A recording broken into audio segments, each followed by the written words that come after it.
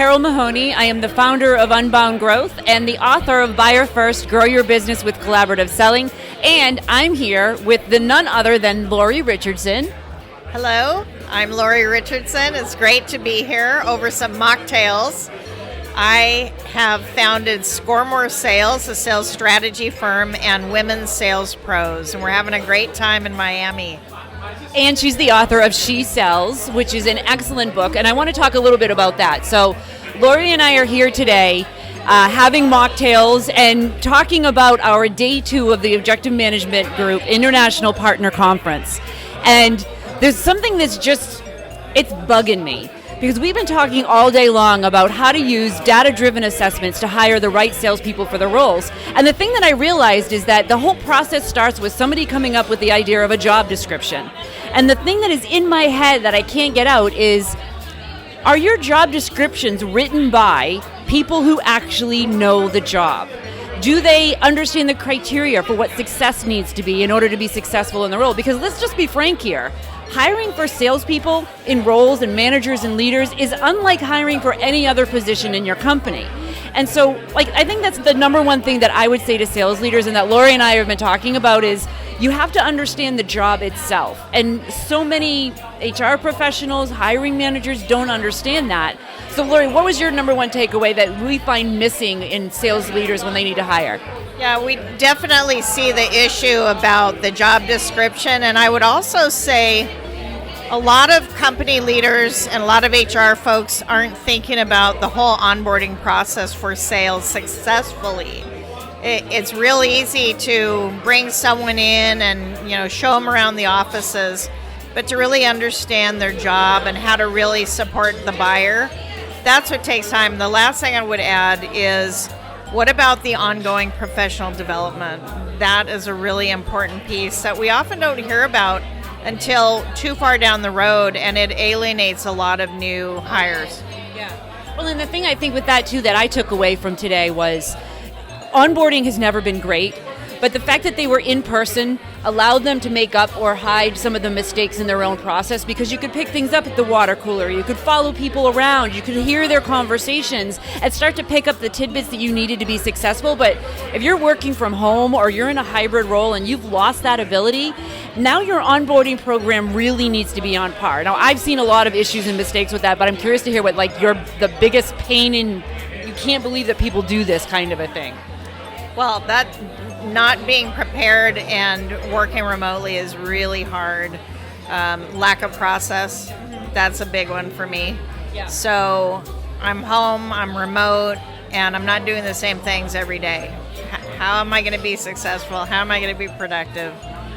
We got to have good leadership to give us direction on that and hold people accountable if I don't do my part. Otherwise, I'm just going to keep doing it and not doing a good job. I'm going to be mediocre. Yeah. You know Trish Bertuzzi. I know Trish Bertuzzi. She wrote an awesome book, The Sales Development Playbook. And one of the things that I love about her book is how she describes how an onboarding program should be, because it's focused on the buyer first. Okay, a little bit of bias there. But really looking at it from the standpoint of micro chunking and learning. And she also talks about how you would immerse your salespeople and your managers and your leaders in the buyer's world. Not just here's a PowerPoint deck of their biggest pain points and the avatar and the person. Yeah, that's totally someone we can relate to that we're going to have a conversation with in the next week. So what do you think are some great tips for in the onboarding process? How do you get your remote workers, your hybrid workers really immersed in the world of their buyer where they're remote, they're in isolation almost? What do you think we should do? Well, adults learn through repetition and reinforcement. We need to do the bite-sized chunking of knowledge, and I've seen some really great applications of that on smartphones. You don't need a fancy PowerPoint presentation anymore. We need to keep the messages coming, and then reinforcement from managers through coaching. And if you can do that on an ongoing basis and really help people ramp up and really learn what they're needing to know and all the things that we can coach them and train them on, you're going to be really successful. Yeah. And like you said in the very beginning, making sure that the ongoing development is happening. It starts with the onboarding for the role, but it can't end there because markets change, buyer preferences change, you start to evolve products and positioning of those products, so you can't expect that this one point in time, you've done the onboarding and now you're going to retain that forever. We have to be able to break it down over a continued period of time. And like you said, focusing on the fundamentals. So what do you think of the fundamentals that they should focus on? Of a new employee? New and ongoing. Well, I'm all about the fundamentals. So, I don't know if you just said that, but I'm all about the fact that we need to have process in place. So there are a number of different processes. Methodology is different from process. If we're going to get good results every day, in fact, we're going to do better than good. We want to have exemplary results. Then following the same process on an ongoing basis, which some people will say salespeople don't like that, but actually salespeople do like to have boundaries and to understand what the rules are and how things work. So I think we need to focus on that. And I think that we all think that we have process, like, oh, we have a CRM system, we have a process. But that's not necessarily true. So there's the sales process, there's the onboarding process, the ongoing development process, heck, even the hiring process itself. So many, like I have clients that we work with that when we ask them about, like we started this whole rant about job descriptions, and I asked them for their job descriptions, and I've actually done this in training where I will print out companies' job descriptions that they post as their ads, and I will black out the company names and read them out loud in my training group. I'm like, all right, so which company is which here? And they all sound the same because they've all borrowed it from the same template. And then they wonder, why aren't I able to hire salespeople that are going to work out for our buyers in our markets? So I think it starts with the job description, getting someone who needs to understand the role and what it takes to be successful. But then, all right, I'm going to ask you this question. You don't have to name names, but just a general number, because you do a lot of hiring work with people. How many of them actually know the criteria to be successful in the role and have it written down? Oh, I would say 20%. But you're being very generous. I think so. I think because I think it's less than the ones that I've encountered. But you've been doing this a little bit longer, so that's part of it. But really looking at the process and documenting it, whether it's right or not, you can't fix something that you can't see. And so if you document it, and then you're able to go back and iterate that, and start to reduce some of the biases.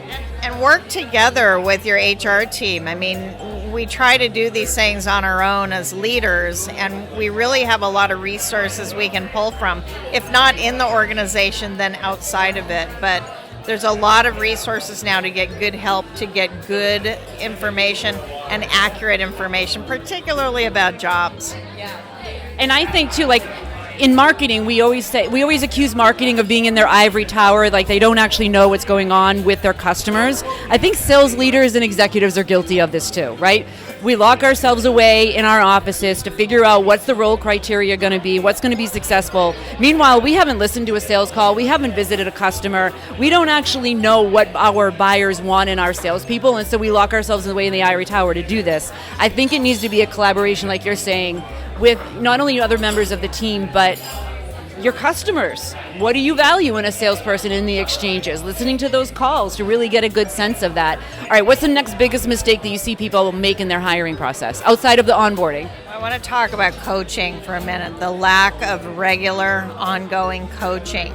Now, this isn't a pipeline review. This is Let's close that deal. So, Carole, tell me about a call you had and how it went. If it didn't go well, what do you think you could have done differently? And with some kind of a lesson, right? Something you can practice, something you can work on, and then we can get together again and go over it. Yeah.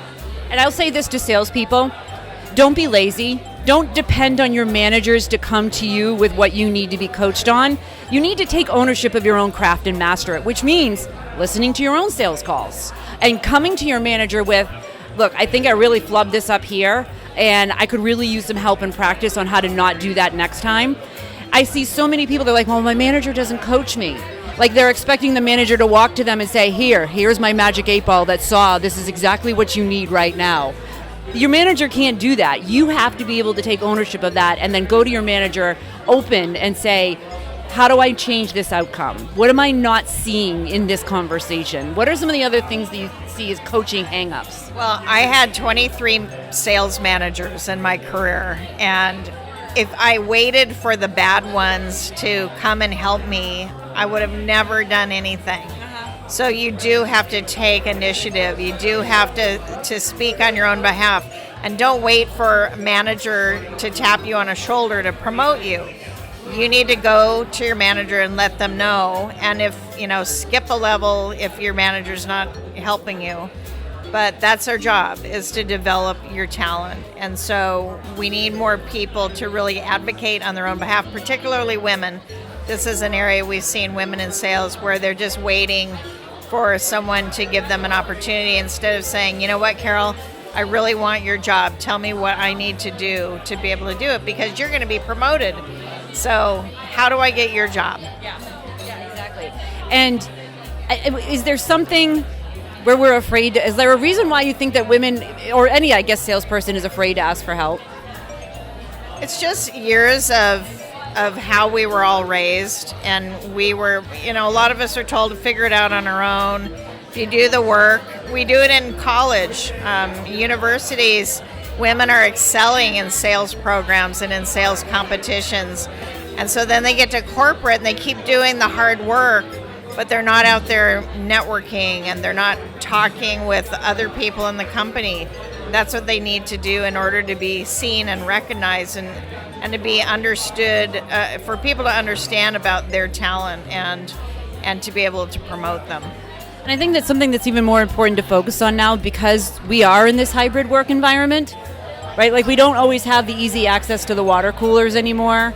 And if we do, it's in limited time and space. And so I think having maybe, like, what do you think, like, even focused events, like internal networking events within companies, is that something we need to migrate to? Yeah, and I think if I was a rep coming up right now, I'd do something creative, like I'd do a video for my manager, and I'd save them. And when it came time for reviews, if my manager left, for example, I would have this documentation of some of my accomplishments that I could talk about. I mean, get creative and be able to show the good work that you've done and keep track of it for sure. Even if you don't do video, keep track of it one way or another. So actually, that's one of the pieces of advice that I got from my first VP of sales, Mr. Bill. And it was so funny because this was in the days of Salesforce 2.0. We didn't have dashboards back then. I was the dashboard. So I would go into his office with the whiteboard and marker and update whatever had happened. And when there were certain things that happened, I helped to grow their partner recurring revenue channel into the multi-millions of dollars. I didn't really think of it that way, but he's like, you need to write that down. That's an accomplishment that you need to put on your resume. So he was really good about that, because he said, when you're not working here anymore, that's something that's going to help you to get your next job. So he was already coaching me and training me for my next role. But here's the other side of this, and I think men, women, gender, otherwise, is by not only doing that, helping to promote your career, but it also helps to build your own inner confidence, right? To be able to reflect on, I actually did able to do this, and look back to how far you've come in some particular thing. All right, so our food's here now, folks. So top tips for changing your hiring: get someone who understands the job description and the criteria for the role.